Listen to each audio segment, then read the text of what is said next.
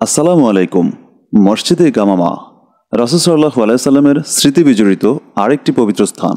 মদিনায় মসজিদে নববীর সাথেই দক্ষিণ পশ্চিম কোণে বর্তমানে ৩০৯ নম্বর গেট দিয়ে বের হলেই চোখে পড়বে এই মসজিদটি।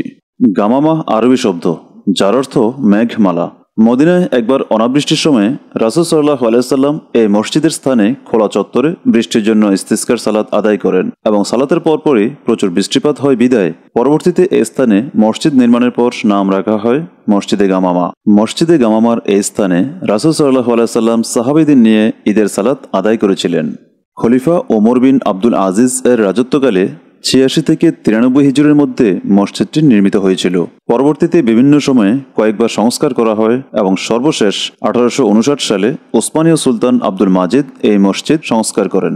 বর্তমানে যে দালানটি আমরা দেখতে পাচ্ছি তা সুলতান আব্দুল মাজিদ খান ওসমানীর যুগের। পরবর্তী সময়ে সৌদি সরকার ওসমানী ইমারত বহাল রেখে মসজিদের সংস্কার করেন। আজ অবধি মসজিদটি সেই আদলেই বহাল আছে। মসজিদে গামামার ছাদে রয়েছে ৬টি গোলাকার বড় গম্বুজ। মাঝখানে মেহরাবের ওপর নির্মিত গম্বুজটি তুলনামূলক একটু বড়। উত্তর দিকে আছে ৫টি ছোট গম্বুজ এবং একটি মাত্র মিনার মসজিদটিকে দিয়েছে এক অনন্য রূপ। মসজিদে গামামার খুব কাছে মাত্র ৪০ গজ দূরত্বে আরও ২টি ছোট মসজিদ আছে। সেগুলোর একটি হলো মসজিদে আবু বকর রাদিয়াল্লাহু। মসজিদে গামামা থেকে সামান্য উত্তর পশ্চিম কোণে নির্মিত হয়েছে এই মসজিদটি। ছাদে এক গম্বুজ ও এক মিনার বিশিষ্ট এই মসজিদ ইসলামের প্রথম খলিফা আবু বকর রাদিয়াল্লাহু এর স্মৃতি বিজড়িত।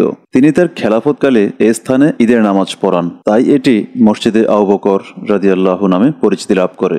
মসজিদে আবু বকর রাদিয়াল্লাহু থেকে সামান্য উত্তর দিকে যে মসজিদটি দেখতে পাচ্ছেন তার নাম মসজিদে আলী রাদিয়াল্লাহু।